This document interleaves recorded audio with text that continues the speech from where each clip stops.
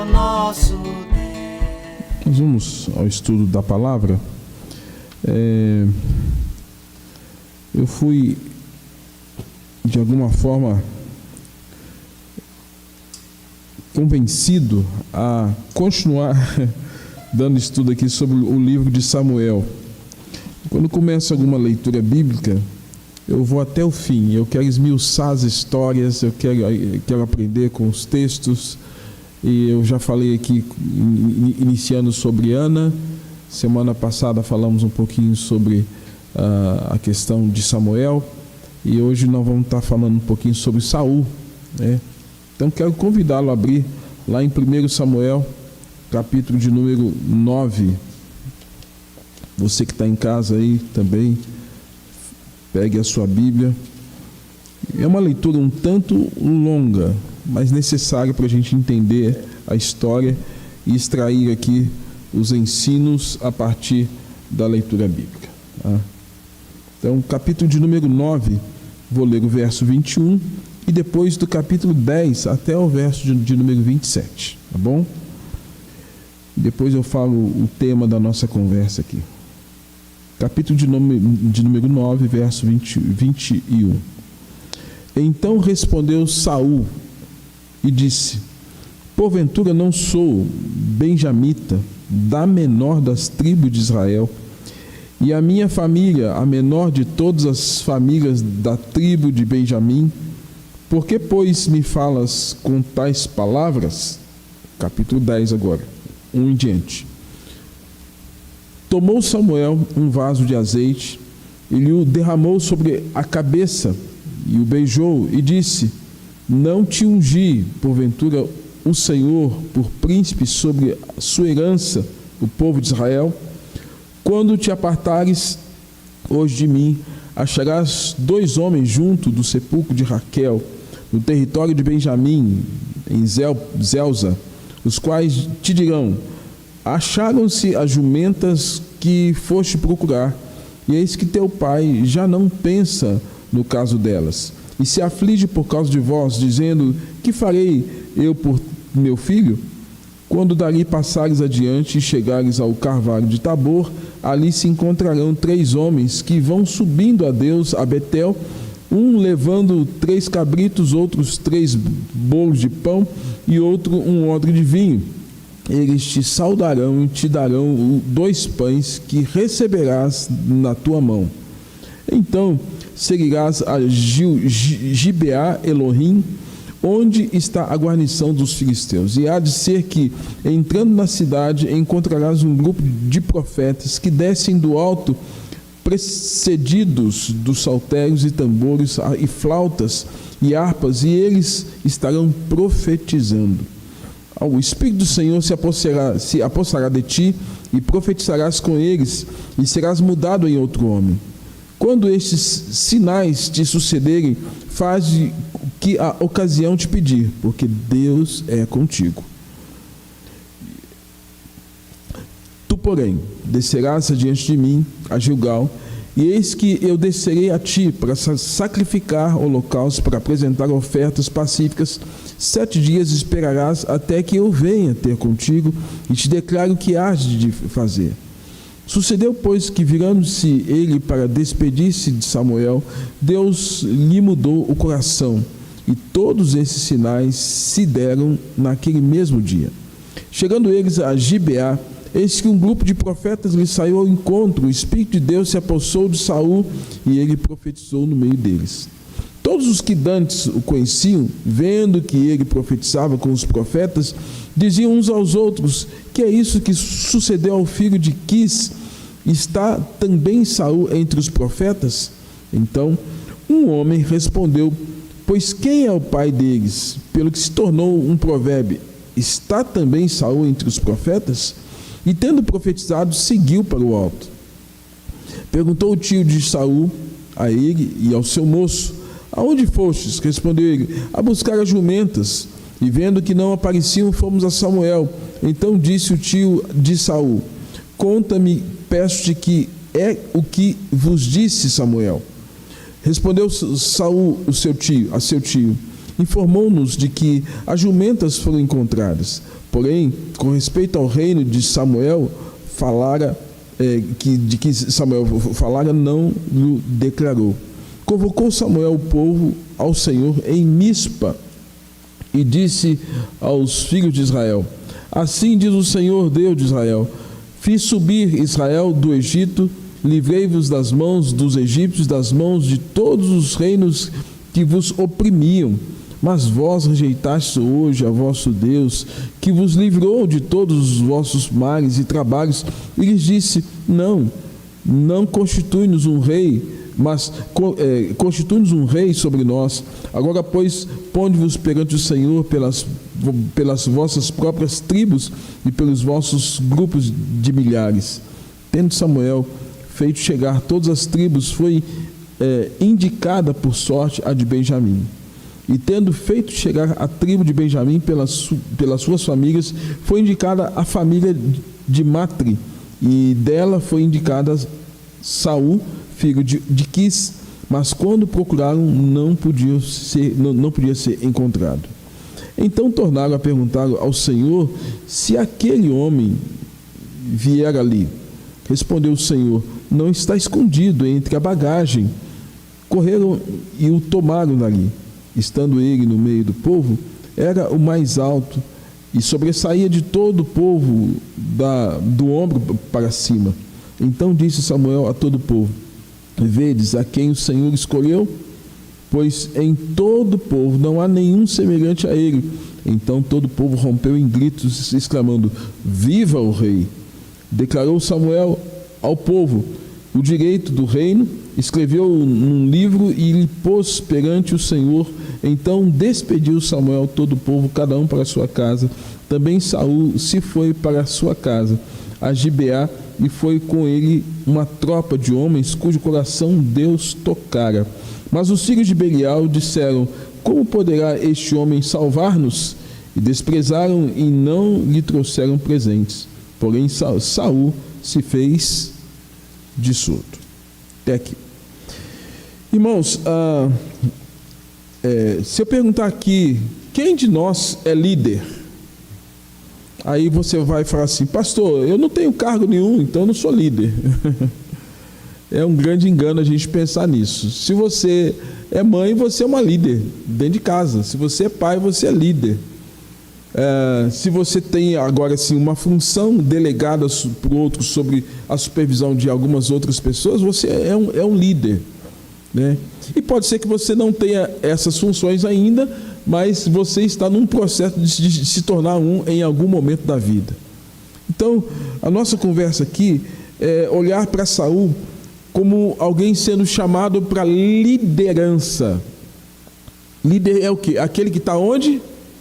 Está na frente, que tem ideias, que tem propostas, que tem direção, que sabe o que está fazendo, né? Então, nesse caso, um pai é um líder dentro de casa. Porque se um pai não sabe o que está fazendo, das decisões que ele tem que tomar com a esposa, com filhos, que liderança é essa?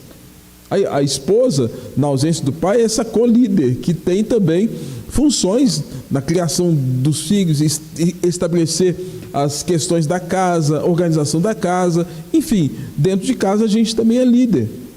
E na igreja também a gente tem muitas pessoas que são chamadas para liderança. E essa liderança também ela extrapola aspectos família, igreja. A gente tem no contexto das mais variadas funções sociais pessoas que têm um destaque em termos de liderança, né? Quer seja vereança, deputado estadual, governador, prefeito, senador, pessoas que têm, né? Espera-se que a liderança esteja atrelada com, de fato, uma empatia com a função que lhe foi atribuída, né? Mas, enfim, nós queremos ver aqui esse estabelecimento. E essa história começa, irmãos, até na fala da semana passada, quando de alguma forma o povo estava vendo que Samuel já estava envelhecido. Samuel estava envelhecendo. Os filhos de Eli, quem se lembra o nome deles? Os dois filhos de Eli? Nome feizinho, né? O Fini Finés. Já pensou? Ô Finizinho, vem cá. Ofineinha, vem cá. Estranho, né? Os nomes, né? Ofni, Finéias, são nomes hebraicos, né? Mas enfim, né? E aí a gente tem então os filhos de Eli fazendo coisas erradas. No entanto, eles são mortos num enfrentamento. E Eli também, depois que tem a informação de que a arca estava na mão dos filisteus, ele tem um surto, ele morre também ali. E agora surge uma nova liderança. E a nova liderança agora é a figura de Samuel, que havia crescido com Eli, vendo as aberrações que estavam acontecendo com os filhos de Eli, fazendo coisas erradas, usurpando coisas do sacrifício. E agora então a gente tem, não tem a Eli, não tem Ofni e Finéias, não tem mais essas figuras, e agora a gente tem a figura de Samuel. Só que o tempo passou e agora nós temos o Samuel já envelhecido. E, gente, não é fácil, né? Envelhecer é bom? É bom, mas, né, vai chegando o tempo, né? Até hoje eu estava falando com a minha esposa, a gente vai ficando meio banguelo, o cabelo vai ficando branco, né? Aí você vai começando a ter umas doenças, e aí quanto mais idoso, parece que a gente só conversa sobre doença, né? Mais idoso, quanto mais idoso a gente vai ficando, a gente só fala de doença. E às vezes tem idoso que disputa quem é mais doente do que o outro. Por isso que eu não quero ficar velho. Quero manter a jovialidade. Porque encontrar com velho, você vai falar assim, eu estou doente. Aí eu falo, eu também estou. Aí vai falar que a doença dele é maior do que... Ah, estou fora. Brincando, viu, gente? Mas o fato é que Samuel havia agora envelhecido e agora ele tinha uma questão. E o povo, à medida que foi vendo talvez o cansaço da lida de Samuel como sacerdote, julgar o povo, né, os enfrentamentos também, as guerras, o que aconteceu? O povo falou assim, nós queremos um rei. E então eles pediram que se levantasse um rei. E é interessante, irmãos, que quando tem essa conversa, o próprio Samuel relata a Deus, fala assim, Deus, o povo está querendo um rei. E parece que Samuel está chateado, né, por conta dessa petição do povo. Aí Deus fala assim, e conforta Samuel, fala assim, Samuel, não fica preocupado não, porque eles querem um rei, mas eles não estão rejeitando você como sacerdote, como profeta. Eles estão rejeitando a mim. Porque até então, irmãos, o governo de Deus era um governo chamado teocrático. Teocracia, governo de Deus. Tá? Era então, até então, essa forma de governo. E agora, quando eles pedem um rei, é como se agora eles pedissem alguém que pudesse, do ponto de vista humano, liderá-los. Então sairia da teocracia e iria para um governo monárquico. O que é a monarquia? A monarquia é quando se tem um rei. Tá? E é exatamente nesse contexto que a gente encontra aqui no capítulo de número 9 e no capítulo 10. Interessante que depois que Deus dá essa palavra para Samuel, Samuel recebe de Deus essa direção. Deus já tinha a pessoa escolhida e Deus já tinha o momento pelo qual aquela pessoa haveria de ocupar aquela função de liderança. Isso me faz pensar, irmãos, que nenhum de nós precisa ficar brigando por liderança nenhuma. Se Deus tiver de colocar você numa posição de proeminência, espere, se prepare e seja usado por Deus quando Deus usar você para aquela função. Eu trago na minha vida a pastoral sempre essa premissa. Eu nunca brigo por cargo e por função nenhuma. Onde Deus me colocar, amém. Se Deus não me colocar, não era para mim. Isso conforta o nosso coração e isso faz com que você não desperdice força fazendo uma coisa que você não foi chamado para fazer. Tá? E aqui então Deus tinha o momento, o lugar e a hora. Então esse cenário aqui que nós lemos, capítulo 9 e 10, ele trata exatamente disso. Quem foi Saul? Às vezes nós demonizamos Saul, porque a gente só fica com o final da história de Saul. A gente não entende o que aconteceu antes na vida de Saul. A gente fala, não, Saul é o rei macumbeiro, né? Saul é o rei que desobedeceu a Deus porque ele foi consultar a pitonisa de Endor numa situação de dúvida, de necessidade, onde ele foi pedir que Samuel voltasse, como se fosse uma reencarnação de Samuel, para ele consultar Samuel. A gente só fica com o que é ruim. É muito comum nosso, né? Quando a gente conhece as pessoas, às vezes a gente só lembra do que elas fizeram de ruim. A gente apaga tudo que elas puderam viver de coisa boa. E até mesmo isso é ruim, porque acaba que às vezes nós vivemos tantas coisas boas com aquelas pessoas, mas a memória que nós registramos é sempre o que foi ruim. E eu acho que nós, muitas vezes como igreja, nós colocamos Saul num banco de réus e parece que a gente tem uma certa distância de Saul. Não, ele não. Mas Saul, irmãos, é alguém que Deus está usando na história. No entanto, a história de homens assim é que são exemplos para nós. As suas imperfeições e os seus acertos quando acertaram. E até aqui vamos ver então alguns acertos que aconteceram na vida de Saul. Então Saul, filho de Quis, tá? Da cidade de Benjamim. A cidade dele era um ovinho. Era uma cidade pequena, né? É uma cidade bem pequena. Então, quando ele fala, ele é da cidade de Benjamim, não era a metrópole, era uma cidade pequena, tá? Ele nasceu em mais ou menos 1066 antes de Cristo. 1066. Saul viveu mais ou menos 62 anos. 62 anos. Né? Você tem no contexto do Novo Testamento uma helenização do nome de Saul. Quando a gente lembra de Saulo de... Quem é Saul? É um derivado de Saul. Tá? Não são as mesmas pessoas, apenas citando que o nome dele antes era Saulo de Tarso, né? Até porque ele tinha toda uma linhagem também, e então apenas uma referência sobre o nome. Tá? E aqui, gente, então a gente tem algumas questões que a gente pode aprender. Tá? A primeira coisa que a gente aprende sobre a vida de Saul é que alguém que reconhece a sua origem humilde. Nós vamos ler capítulo de número 9, verso de número 21. Capítulo 9, 21.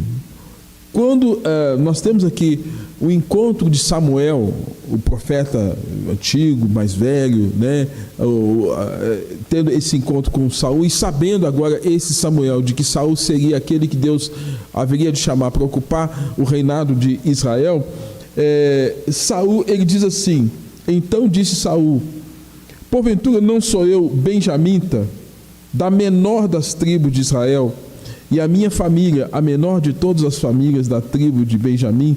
Por que, pois, me fala tais palavras? A palavra que esse Samuel havia dado era de que havia uma função extremamente elevada para Saul. E ele ficou assustado com aquilo. Mas ele falou assim: eu sou Benjamim, a minha família é a menor, né, de todas as famílias da tribo de Benjamim. E por que falas essas coisas comigo?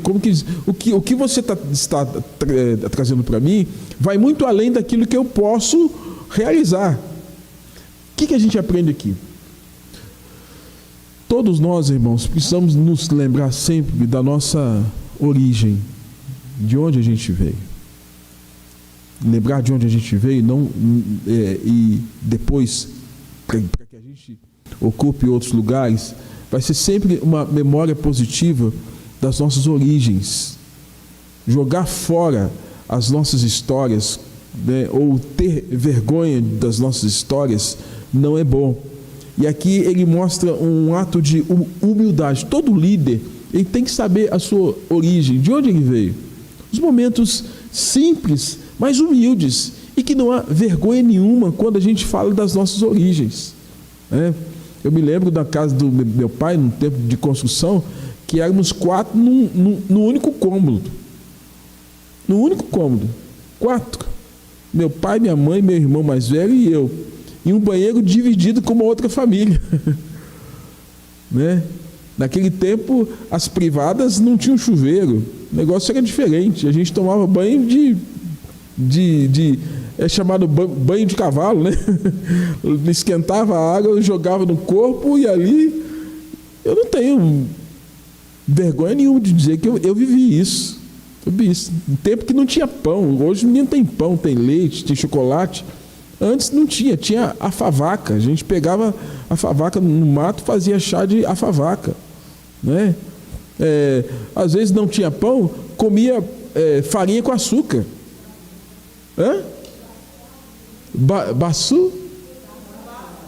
Fubá suado. Esse aí eu não conheci. A Elisete que está dizendo aqui. Então, gente, eu não tenho vergonha de dizer que a gente viveu esse tempo, né? A gente não morreu porque viveu essa simplicidade. Então, lembrar dessas origens é muito importante. Eu vejo aqui um valor tremendo de Saul. Fala, olha, eu sou de uma família muito simples, a minha cidade é muito simples, né? E o que Samuel tinha para dizer para ele, estava dizendo para ele, né, era algo além das suas ideias, das suas pretensões, né? E nos faz lembrar, irmãos, 1 Coríntios capítulo de número 1, 26, 28, que o apóstolo Paulo está falando para a igreja de Corinto assim: reparai na vossa vocação, não foram chamados muitos sábios segundo a carne, nem poderosos, nem de nobre nascimento. Deus escolheu as coisas loucas para envergonhar os sábios, e escolheu as coisas fracas para envergonhar os fortes. E Deus tinha uma missão tremenda para Saul, só que ele não tinha o entendimento da dimensão gigantesca dessa missão. Mas ele mostra aqui humildade, né?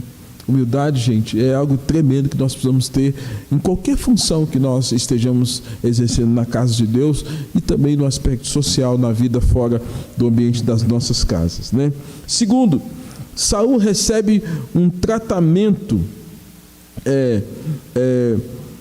digamos assim, conforme a orientação da lei cerimonial, tá? Se a gente olhar no capítulo de número 10, no verso 1, depois que Samuel conversa algumas coisas sobre o que aconteceria com Saul, diz assim: tomou Samuel um vaso de azeite e lhe derramou sobre a cabeça, e o beijou e disse: não te ungiu porventura o Senhor por príncipe sobre a sua herança, o povo de Israel? Interessante que Samuel, o profeta Samuel, ele tinha na memória e certamente como prática toda aquela descrição da lei cerimonial. E a lei cerimonial tinha todo um aspecto de consagração, quer seja para servir a Deus como levita, e também agora para uma unção específica, para a função social que Saul haveria de exercitar. Vocês se lembram que, digamos assim, há 3 ofícios messiânicos. Isso aqui é teologia bíblica, tá, gente? O que são ofícios messiânicos? Jesus tinha 3 ofícios. Quais eram? Até então, qual ofício que já estava começando a ser desenhado? Era o ofício sacerdotal, linhagem de Arão, que já tinha vindo lá de Levítico, né? E agora, qual era o segundo ofício que estava sendo desenhado? Samuel como primeiro profeta. Qual era o terceiro ofício que estava sendo desenhado? Rei. E quem é que vai ser o protótipo desse modelo de ofício messiânico? Saul. Então veja o grau de importância que Deus dá para a figura de Saul, porque ele é o primeiro modelo da realeza. Embora ficou como padrão aquilo que Davi haveria de ser, mas ele é o primeiro que vai desempenhar, do ponto de vista humano, essa função desse ofício messiânico. Lembrando que 3 ofícios messiânicos: profeta, sacerdote e rei. Ele agora vai desempenhar esse ofício messiânico de quê? De rei. E para ter esse ofício messiânico, ele cumpre-se uma lei cerimonial. E a lei cerimonial era derramar o quê? O azeite sobre a cabeça. Tem um filme que fala sobre a rainha Margot, ou a rainha Margaret, né? Hoje, por exemplo, a rainha da Inglaterra ainda é viva, né? É viva ainda, uma senhorinha baixinha, né? Tem um filme na Netflix que fala quando o pai dela morreu, ela foi ungida como rainha. E tem todo um cerimonial que é utilizado lá na abadia de Westminster, na Inglaterra.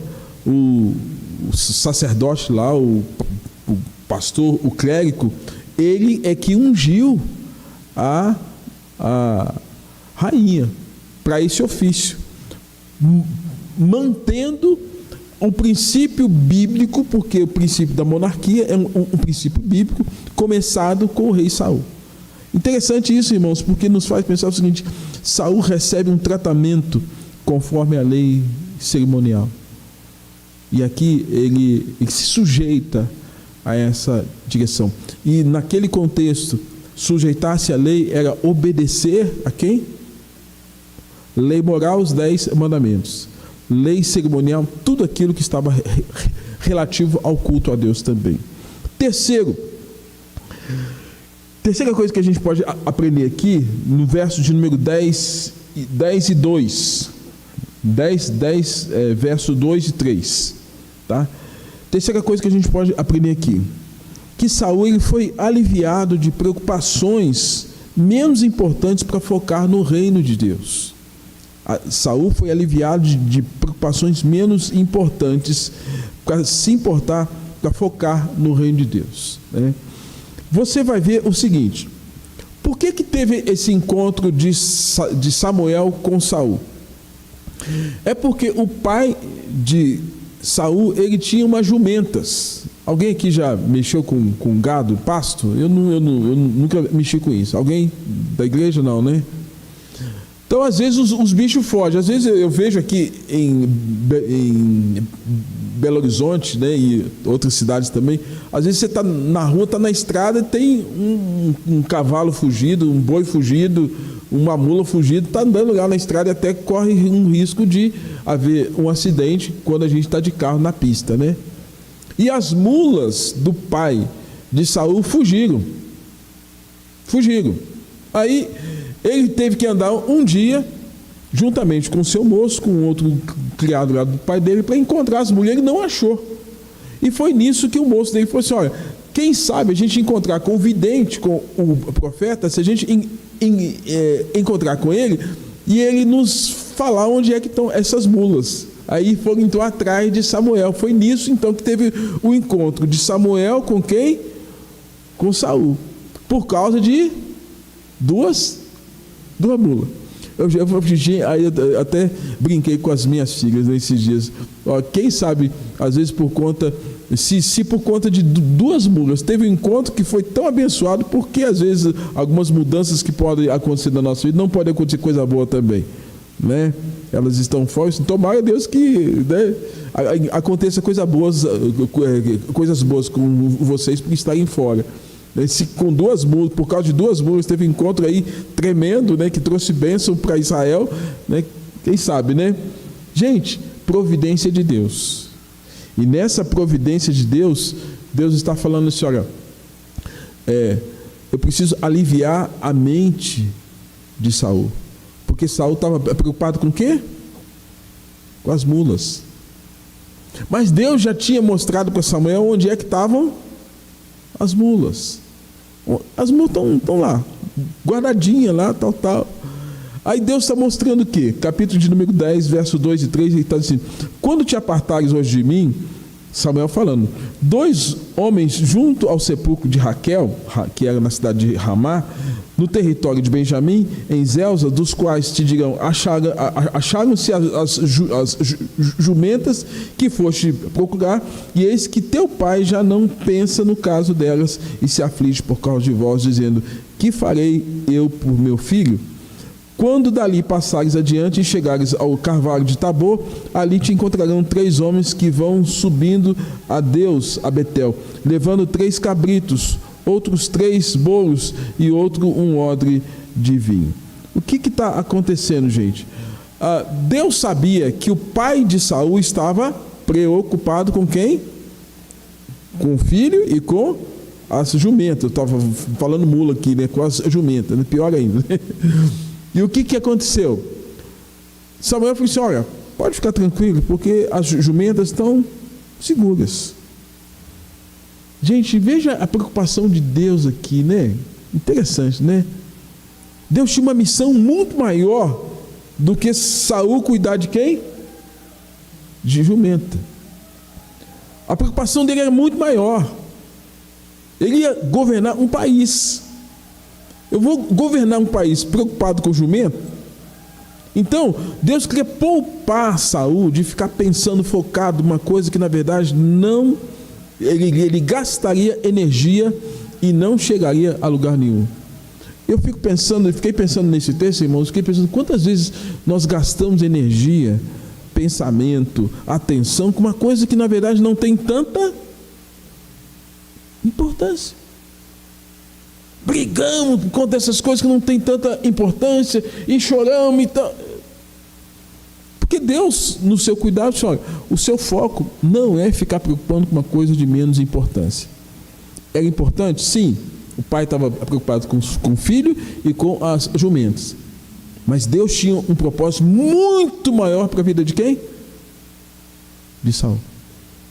Aí eu fico pensando, será que às vezes Deus não tem um propósito muito importante para nós, mas a gente fica tão focado em coisas de menor valor que não agrega e que com isso a gente perde. Saul não perdeu tempo. O que a gente aprende aqui, irmãos? Esse ato aqui, esse momento pode também nos ensinar quando Jesus chegou para os 70, a missão dos 70 em Lucas capítulo 10, quando Jesus falou assim, olha, não leveis nem bolsa, nem alforje. Nem bolsa e nem alforje. Nem sandálias. E a ninguém saudeis pelo caminho. Sabe por quê? Porque Jesus está mostrando aqui um senso de urgência com a missão. E a missão é que os 70 deveriam pregar o evangelho. Depois que eles pregam, eles vão dar um relatório. Nós vimos Satanás caindo como estrelas à medida que nós pregávamos. Qual era a questão aqui? O líder, ele tem que ter um senso de urgência. Deus tinha uma prioridade para ele. Nós temos que ter um senso de urgência em relação às nossas casas, à igreja, as funções que Deus coloca, ao chamado que Deus dá para nós. Até porque a gente não sabe o que vai acontecer no dia de amanhã. Tem gente que é muito procrastinador. O que é um procrastinador? Pastor, é um palavrão? Não. O procrastinador é a pessoa que sabe o que tem que fazer e ela fala, vou fazer quando? Amanhã. E o tempo passa, faz. Aqui Deus não queria que Saul procrastinasse. Deus tinha um senso de urgência. E o próprio Deus cuidou para que ele não ficasse preocupado com uma coisa menos importante. As mulas estão cuidadas lá. Irmãos, eu louvo a Deus porque ao longo desses quase 30 anos, eu disse aqui nesses dias atrás, em fevereiro eu vou fazer 30 anos de pastorado. E eu louvo a Deus assim, porque boa parte desse tempo eu sempre morei fora, né, dos meus pais, e meus pais sempre guardados pelo Senhor. Teve momentos difíceis, momentos de luta, mas eu via Deus cuidando, me deixando com a cabeça o quê? livre para focar onde? Na minha família, na minha igreja, na igreja que eu estava trabalhando, como aqui hoje. Graças a Deus, a família está lá, guardada, preservada, tem luta, tem doença, mas o Senhor está conosco. Isso me dá cabeça boa. Para quê? Para focar onde? No trabalho. Eu vejo Deus preocupado com Saul nesse aspecto, poupando de coisas menores. Então você tem que estar atento para identificar as coisas menores que Deus está falando assim, ó, não põe energia e força nisso, não. Põe força e energia em uma coisa que vale a pena. Está pondo força e energia em uma coisa que não vale a pena. Quarta coisa que a gente aprende: Saul recebe a promessa de que o Espírito do Senhor estaria sobre ele. E essa promessa é descrita lá no capítulo 10, verso de número 6. Né? Depois que os israelitas, os judeus, ficam sabendo que Saul seria aquele que Deus estaria chamando para o reinado, eles vão fazer, irmãos, uma grande festa, um grande culto. Você vai ver aqui que lá no capítulo 5 fala assim: então seguirás a Gibeá Elohim, onde está a guarnição dos filisteus, e há de ser que, entrando na cidade, encontrarás um grupo de profetas que descem do alto, precedidos de saltérios e tambores e flautas e harpas, e eles estarão profetizando. Ou seja, vai ter um culto de ação de graças, vai ter um culto de gratidão. Então, louvor, saltério. Pensa você, não sei se você já viu alguma música judaica. As músicas judaicas são muito alegres. O povo então, nos tamborins, ali com os instrumentos, com as flautas, cantando. O profetizar aqui não é alguém falar assim, está num estado de êxtase, eis que diz o Senhor. Não, esse profetizar é o adorar a Deus, é dizer palavras a Deus, é celebrar a Deus, é cultuar a Deus com ações de graças, com louvores. Então Saul, quando ele vê aquele povo adorando, o que ele faz? Ele se ajunta, ele vai estar com eles no momento de adoração. E nesse momento, diz aí o verso 6, que nesse momento de culto, de adoração, o que aconteceu lá no verso 6? O Espírito do Senhor, aí a promessa, se apossará de ti, e profetizarás com eles, e tu serás mudado em outro homem. Aqui havia uma promessa de que o Espírito de Deus viria sobre Saul para que ele cumprisse a missão. Você se lembra Atos 1:8? O que diz Atos 1:8? Mas recebereis poder, ou descer sobre vós o Espírito Santo, e sereis minhas testemunhas. Nesse caso, Novo Testamento, testemunhas de Cristo. Contexto do Velho Testamento, Cristo não tinha se manifesto em carne ainda, mas seria alguém que testemunharia de Yahvé, de Elohim, de Deus. E Saul é esse que haveria de receber essa capacitação que vem do Senhor. Quinta coisa que a gente aprende aqui, irmãos, é que vem essa descrição da promessa: o Espírito do Senhor se apossará de ti e profetizarás. E lá no verso de número 7, nós temos aqui uma nova promessa para Saul. Você tem uma missão que vai além de cuidar das jumentas.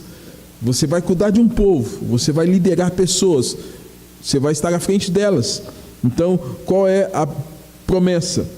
Verso de número 7 fala assim: quando esses sinais te sucederem, faze o que a ocasião te pedir. Por quê? Porque o Senhor é contigo.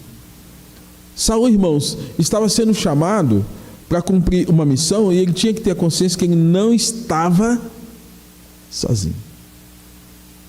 Às vezes a gente se sente tão sozinho, podemos até nos sentir, mas o Senhor disse na sua palavra que estaria conosco todos os dias, até a consumação dos séculos. Pode ser que em algum dia nós não percebamos a presença manifesta de Deus, ou talvez em algum momento nós sejamos afastados, tal qual Isaías capítulo de número 59 diz, quando fala que as nossas iniquidades que fazem separação entre nós, não é porque Ele não está lá, é porque nós é que separamos dele, nós é que ficamos distante deles. Irmãos, interessante que Deus não muda o modus operandi, ou seja, a maneira de Deus agir. Você se lembra que com Moisés estava com medo de assumir a liderança daquele povo hebreu, e o Senhor disse que estaria com Moisés.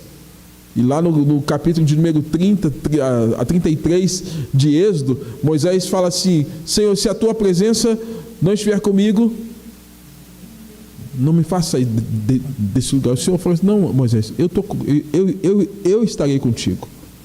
Com José, livro de Gênesis, que antecede aí essa história de Moisés, o Senhor era com José.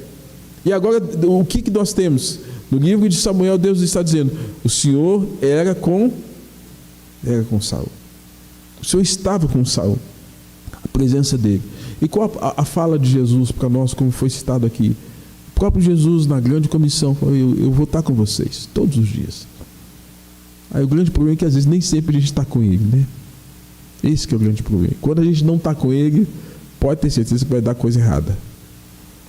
Pode ter certeza. A gente vai ter pensamentos, ações, a gente vai tomar decisões que, não estando com Jesus, a gente faz a coisa segundo o nosso coração. Nós lemos aqui Provérbios capítulo de número 21, que fala que como ribeiros de água, assim é o coração do rei nas mãos do Senhor. Quer dizer, nós precisamos estar com a nossa vida como esses ribeiros de água, a nossa vida nas mãos de Deus. Mas quando nós falamos: Senhor, não queremos que o Senhor intervenha na nossa vida, aí a gente faz coisa que na verdade não deve, né? Então a gente tem aqui a promessa de Deus de que estaria com ele. Quinto aprendizado que a gente tem nessa história. Sexto aprendizado: Saul provaria mudanças vindas de Deus. Ninguém muda por si só, irmãos. Ninguém muda por si só. E eu acho muito interessante no capítulo 6, na parte B do verso, capítulo 10, quando o Senhor fala assim: o Espírito do Senhor se apossará de ti, e profetizarás com eles, e tu serás mudado em quê? Em outro homem. Gente, o que é isso aqui? A Bíblia lá no Velho Testamento falando de mudança de pensamento, de ideias, de ações. Você se lembra que o nome anterior de Jacó era usurpador. Quando ele tem aquele momento lá no vale de Jaboque, o nome dele é mudado para quê? Que significa príncipe de Deus. Muda. Israel agora é príncipe. Você não vai ser mais aquela pessoa que fica passando a perna nos outros. E ele passou a perna no sogro, passou a perna no irmão, não foi assim? Saiu fugido, mais de 20 anos. Depois teve um tempo que não tinha mais como fugir. Aí agora ele tem que ser confrontado com os seus pecados, com as suas falhas. E aí no vale de Jaboque ele fala: Senhor, eu estou cansado disso, eu não vou sair daqui enquanto o Senhor não me abençoar. Ele vai ter aquele momento de uma luta espiritual. O Senhor mostra a fragilidade, toca na sua coxa direita, e ali ele tem a vida dele mudada. Gente, mostrando que Saul, sem o Espírito de Deus, era Saul. Saul com o Espírito de Deus era um outro homem. É isso que a gente tem que entender quando João fala assim: todo aquele que é nascido da carne é carne, mas todo aquele que é nascido do Espírito, ele é Espírito. Importa-vos nascer de novo. Então o novo nascimento é que traz a mudança de qualquer um de nós. Agora, se não tiver um novo nascimento, nós vamos mostrar mais quem de fato a gente é em termos de personalidade, de jeito de ser, do que o caráter de Cristo na nossa vida, tá? Então Saul aqui mostra isso, né? Experimentaria grandes mudanças. Deus mudou a vida de Saul mediante a ação do Espírito de Deus sobre a vida de Saul. E aí vem 2 Coríntios 5,17: e assim, se alguém está em Cristo, é nova criatura, as coisas antigas já passaram, eis que tudo se fez novo. Sétimo, Saul, ele reconhece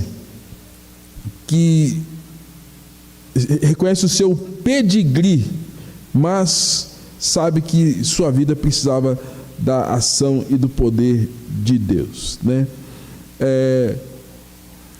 Quando passa isso tudo, Saul vai estar com os profetas.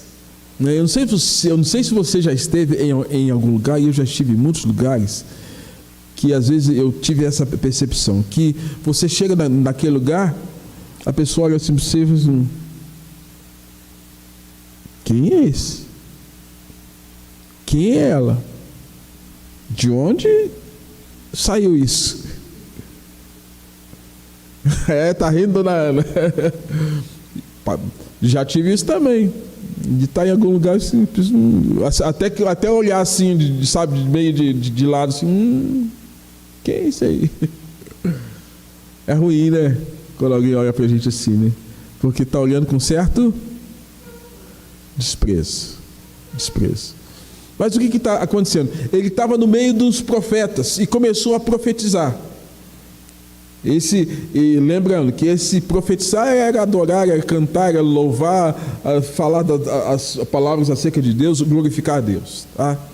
E o que está acontecendo aqui? Os profetas dizem: nós sabemos quem são todos os profetas, mas tem um aqui que a gente não sabe quem ele é, não sabemos de quem ele é filho, e como quem diz assim: você não tem direito de estar aqui com a gente, não. Então essa ação que fizeram contra Saul, gente, aí fazendo um recorte, às vezes também a gente pensa assim na igreja, principalmente quando chega crente novo, né? Nossa, mas já está lá cantando, já está lá falando, já está ali, já está. Às vezes a gente tem isso também, tá? E às vezes a gente faz isso porque parece que a gente precisa de um pedigree.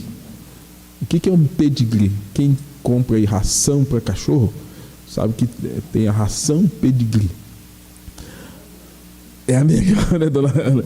Aí, a melhor é da pedigree. A pedigree é como se fosse, aquilo tem uma raça, ali é uma raça boa, ali é uma espécie boa.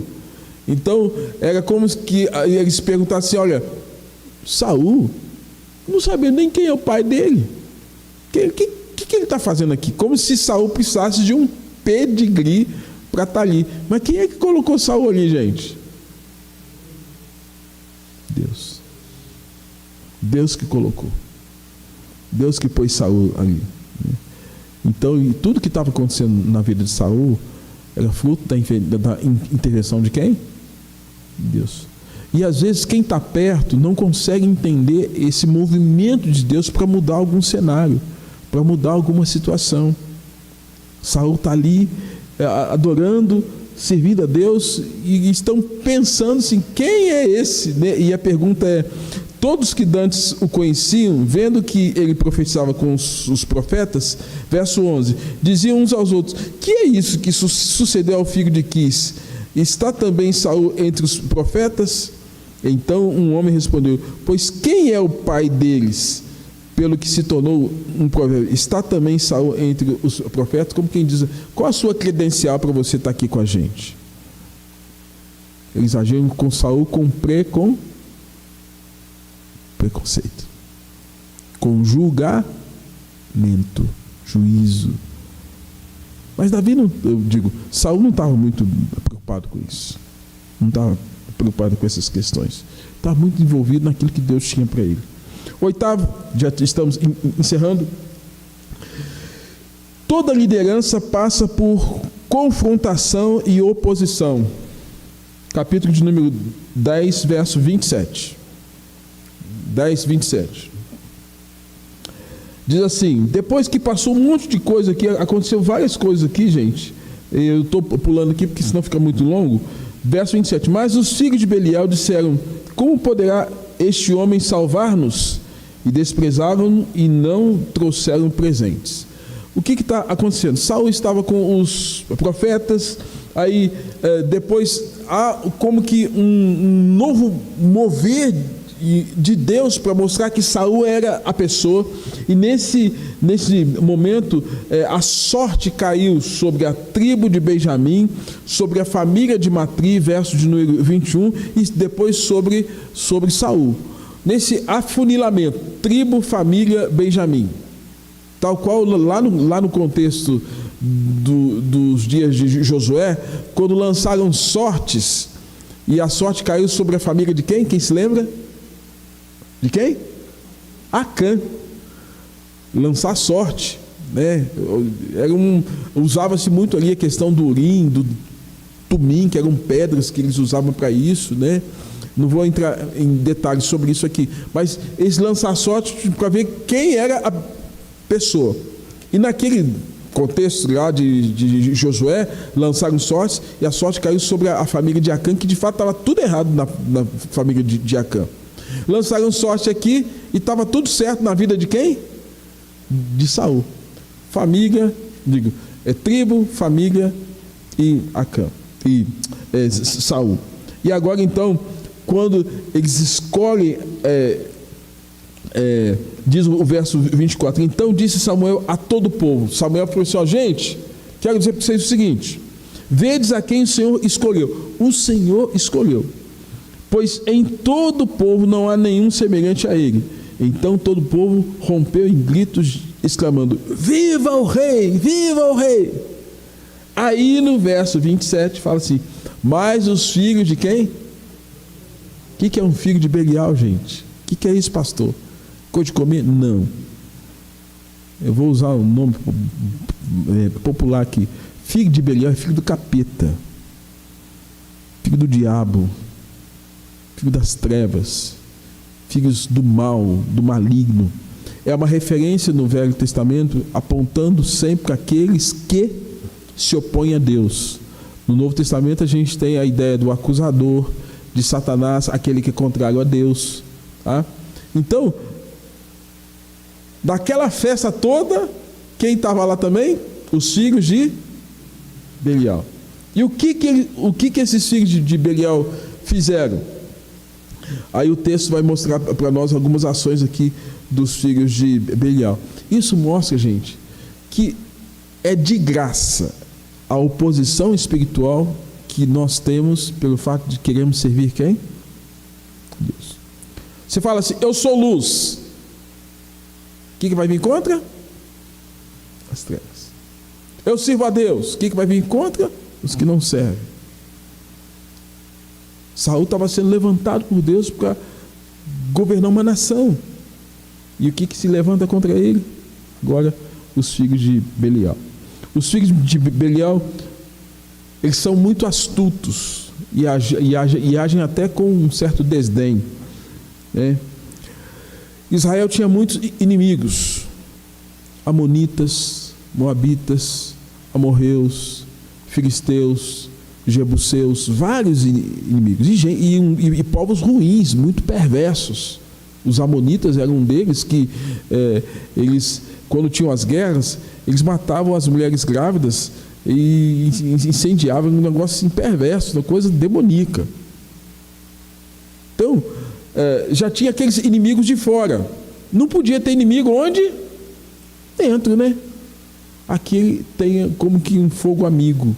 O fogo amigo aqui é quando esses judeus, que na verdade deveriam ser agregados, mas na verdade tinham parte muito mais com o mal do que com o bem, com Deus, eles dizem o seguinte: como poderá esse nos salvar? Está parecendo um champolim colorado, né? Quem poderá nos salvar? Quem é que vai nos salvar? Esse aí que vai nos salvar? Esse aí que vai nos tirar do confronto com os amorreus, jebuseus? Esse aí, esse Saulzinho aí? Com essa pergunta, duas coisas eles fizeram: desprezo, e uma das maneiras de honrar alguém que tinha uma função de proeminência era dar presentes. Eles desprezavam e falaram: não vão dar nada para ele. Aí você vai entender que lá na frente, quando Salomão é rei de Israel, ele recebe muitos, dentre eles as mulheres. Aí você vai entender por que Salomão recebeu tantas mulheres, porque os outros povos tinham medo de Israel. E para fazer parceria com Israel, eles davam o quê? Presentes. Bom, aqui a gente aprende: mesmo você bem intencionado para fazer a coisa certa, sempre vai ter um nível de oposição. Então nunca se sinta confortável. É por isso que Jesus fala que a gente tem que vigiar e orar em todo o tempo. Vigiar e orar em todo o tempo, né? Porque os dias são maus. Desprezo, desonra, uma pergunta retórica, que será Ele que vai nos salvar? Tá. E nono, a gente tem aqui uma situação.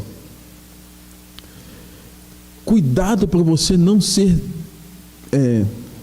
dominado pelo medo. Medroso atrai corajoso? Não. Medroso atrai medroso. Medroso atrai medroso. E o medo produz tormenta, gente. O que aconteceu? Gente, Deus preparando tudo aquilo ali para Israel, para levantar a nação, e eles pediram um rei humano. Então tá bom, eu vou dar um rei humano para vocês. Tudo ali. Aí de repente, verso de número 1 do capítulo 11, então subiu Naás amonita e sitiou a Jabes Gileade. Então esse amonita dessa nação que era ruim sitiou uma parte de Israel que chama Jabes Gileade, tá? E ao sitiar essa parte ali, os judeus que moravam em Jabes Gileade estavam com o quê? Com medo. Com medo. Aí eles falaram assim: para a gente não morrer, sabe o que nós vamos fazer? Vamos chamar o Naás, vamos falar assim com eles: faz uma aliança com a gente, e nessa aliança, nós judeus, com vocês que são amonitas, e nisso nós vamos servir vocês. Mas Deus tinha um propósito de que aqueles judeus fossem escravos ou que eles fossem livres? Deus tem um propósito que o crente seja livre ou que ele seja escravo? Então esses medrosos, o que eles fizeram? Vamos fazer aliança com o nosso inimigo. O nosso inimigo nos proteger. Pensa aqui, Paulo, comigo. Eu vou fazer aliança com o mal, para o mal me proteger. Porque eu estou com o quê? Eu estou com medo. Gente. E quem fez isso foram os anciãos. E os anciãos, pela influência que tinham nessa proposta de aliança, eles, então vamos fazer aliança com o mal. Aí o povo que escutou os anciãos falando disso, falou: não, tá bom, então tá bom. Então ficou com medo o povo e os anciãos. Vamos fazer aliança então com Naás, com os amonitas. Eu sei que nessa história Saul voltava do campo, depois que ele estava mexendo com os bois, conforme lá no verso de número 5 do capítulo de número 11, e ele perguntou assim: gente, por que o povo está chorando? Por que o povo está chorando? Aí eles vão falar com ele: o povo está chorando porque a gente teve que fazer aliança com o nosso inimigo, para o nosso inimigo nos proteger. Gente, eu pergunto para vocês: o que vocês fariam em uma situação dessa? Deixa o povo ficar com medo, amedrontado pelo inimigo, e ser protegido pelo inimigo? É o mesmo que a gente faz: gente, a gente sabe que o diabo é poderoso, então nós vamos fazer aliança com as coisas do mal para que a gente seja... Está certo isso? Não está certo isso. O resultado, gente, é que Saul ficou sabendo disso, e a Bíblia fala que ele ficou furioso. Diz que o Espírito de Deus se apossou de Saul quando ouviu essas palavras, e acendeu sobremodo a sua ira. Ficou irado. Não está certo, está errado, não podemos continuar nessa. Por isso, gente, papel de liderança não é fácil, não. Tem hora que o líder tem que estar sozinho. Você em casa, na igreja. Às vezes eu, como pastor, já tive que tomar uma posição sozinho, porque ninguém estava comigo. Eu estava vendo que o negócio estava todo errado. E às vezes você tem que manter manter aquela firmeza e ter a visão do todo. Está errado, não está certo isso. Sabe o que Saul fez? Ele estava mexendo com o boi, pegou um boi, esquartejou o boi e mandou para cada parte das tribos de Israel. Falou assim: ó, isso aqui é um aviso para vocês. Toma atento, fique esperto, sejam corajosos. Há uma história que diz que Alexandre o Grande, imperador romano, certa feita, ele estava fazendo revista à sua tropa. Aí ele viu um soldado lá, meio franzino, meio fora de forma. Se sabe que soldado alinhado, ele tem que estar na posição correta, né? Aí ele pegou, chegou na frente do soldado e perguntou o nome dele, assim: qual o seu nome? Aí o soldado assim: Alexandre. Qual o seu nome? Alexandre. Qual o seu nome? Alexandre, meu senhor. Alexandre falou assim: ou você muda de vida, ou você muda de nome. Porque Alexandre é um grande guerreiro. E vi agora alguém chamando Alexandre. Qual é o seu nome? Alexandre. O que estava acontecendo aqui, gente? O povo estava enfraquecido, com medo. Saul fez esse ato de esquartejar, mandar para as tribos, falou: gente, toma atento. E de imediato reuniu 300 homens de Israel, mais 30 mil homens de Judá, e foram para o campo de batalha com os amonitas. Os amonitas, ao saberem disso, já ficaram assustados, mas foram lá, encorajados, desafiados e liderados por Saul, diante dos oponentes de Israel. E ali os israelitas venceram, de tal forma que a descrição bíblica é assim, que no arraial dos amonitas começou da manhã e foi até o fim do dia, e ninguém andava de dois em dois entre os amonitas, porque Israel venceu aquela batalha. Concluo com um 10º ponto aqui: a liderança corajosa de Saul mudou tudo. Então, o que a gente precisa entender, irmãos? Nós temos que ser líderes corajosos, dentro de casa, na igreja, na sociedade. E essa liderança corajosa pode fazer a diferença na vida de muitas pessoas. E nesse caso, gente, o que a gente tem aqui para a gente encerrar? Saul, ele deu uma sacudida na nação de Israel naqueles dias, porque Deus estava chamando Saul para liderar aquele povo, e para que ele mudasse, e tal qual na história de Alexandre, mudasse de vida ou mudasse de nome, tá? Mudasse de vida ou mudasse de nome.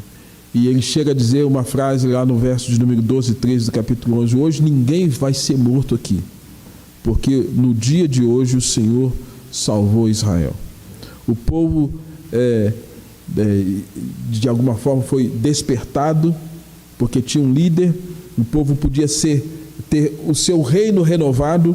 Saul foi reconhecido como rei, e agora durante um bom tempo Saul governou Israel com a ajuda de Deus, para ser o líder que Deus esperava que ele fosse. Ele teve os seus desacertos lá no final, mas o seu início é um início fantástico, que nos mostra princípio de liderança, que pode ser no âmbito da família, no âmbito da igreja, no âmbito das atividades que são sociais, as quais nós desempenhamos também. Tá bom, gente? Aqui a gente encerra.